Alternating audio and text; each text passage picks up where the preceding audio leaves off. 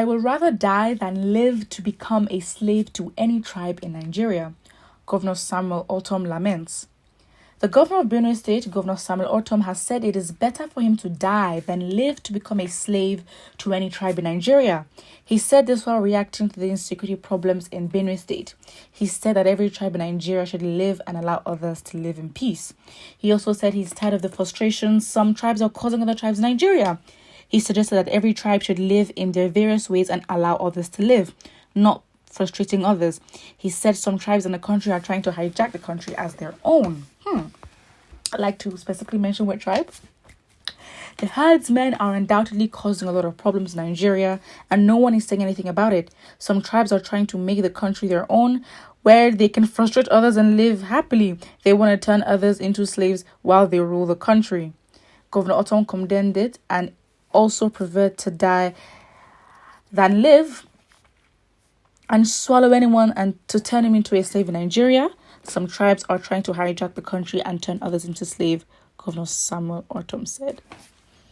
Just to add a bit of fire, a bit of nuance, a bit of The fact is, let's be honest, your ancestors were slaves. So how do we tackle that?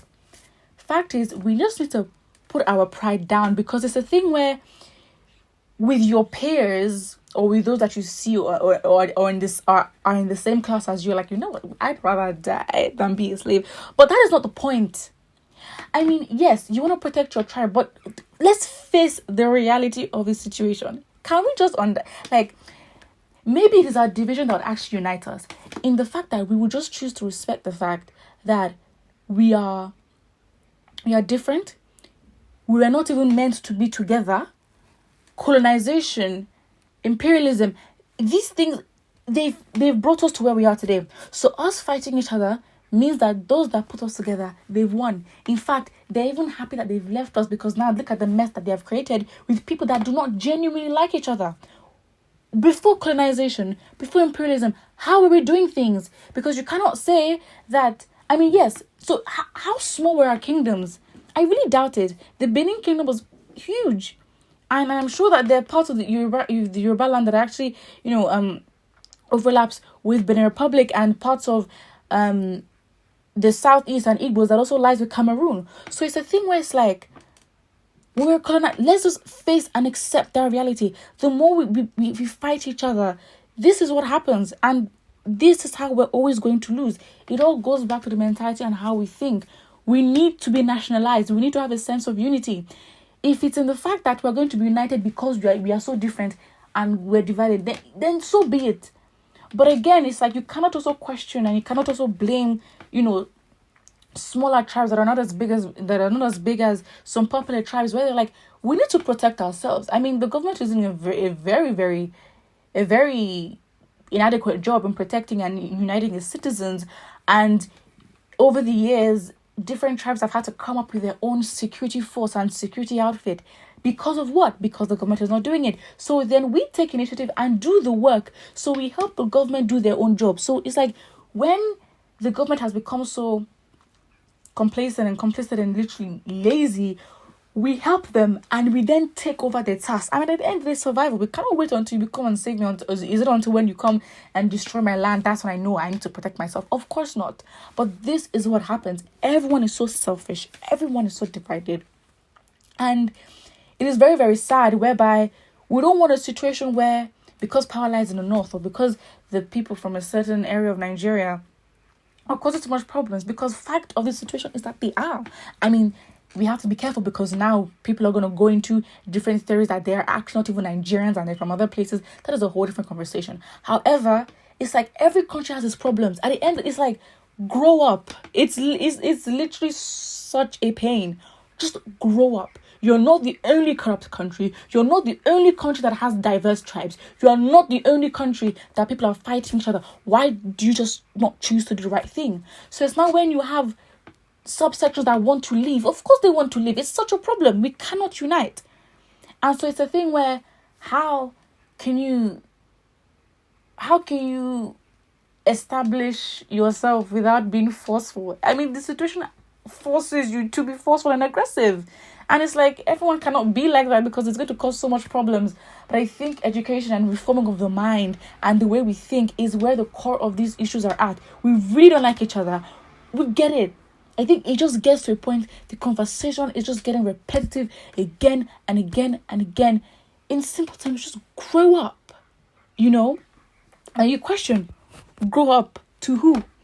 Because if you have a certain part of the country that is willing to work together and you have another side that is not even willing, however, they've got the power, they've got the numbers, they've got the this, they've got the that, they've got the system.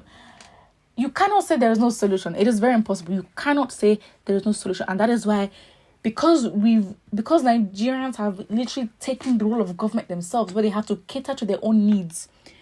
They have to cater to even providing themselves their own water, their own electricity, their own roads. We've literally become our own government. It's so bad because the government doesn't do their job. We do their jobs for them. And that is why we give them the room to keep misbehaving, whereby, they have the power but not the responsibility that comes with that power. They have the power but then we take their responsibility. It doesn't work like that. So it's a thing where Nigerians, hopefully, even currently, are now realizing, you know what, this thing's cannot continue. I'm tired. We're all tired of hearing the same things. And it's a thing where the power actually lies in the people, and we've got to do the work. We're not the only country that has come from zero to the best. Look at China, look at other countries. Everyone has their own, and I think Nigerians now need to learn, what have these countries done in uniting themselves? Because we're not the only country that is diverse. We're not. So it's like, look at these childish, babies. Look at where the world is at and look at where Africa is, and at our big ages. At this point, at our big ages, we are still complaining, oh, this person has more power, and we have world and top countries literally soaring and gaining global dominance, and we're still complaining about electricity and water. Do you know how embarrassing that is? To big world powers, it's just grow up. Grow up at your big, grow up. It's as simple as that. And this goes for Africa as a continent. Of course, we understand that there are complexities and it's never just black and white. We understand that. We understand that we have a complicated history that has set the trajectory for us. It just means that we have to go and start from scratch and hope for the best, and basically transfer the skills that we have to the next generation to continue. That is all we can do. But if this is the mindset that we think we are going to make the change and get the Nigeria that we want at, it's not going to happen. And it's very sad because realistically, if it's not going to happen, people are like, you know what, let me go and find my own future somewhere else, because this country is not going to provide it for me. At the end of the day, we cannot give up on our own land, because that is literally you giving away your power, which is very, very, very sad. So here's what it is. Put what you think about this in the comment section below. And do not forget to like and subscribe. Also comment on the pride that tribes have over each other. Where do you think the root of this has come from? And do you think this is the way we acted before we got colonized? Put what you think, and don't forget to like and subscribe.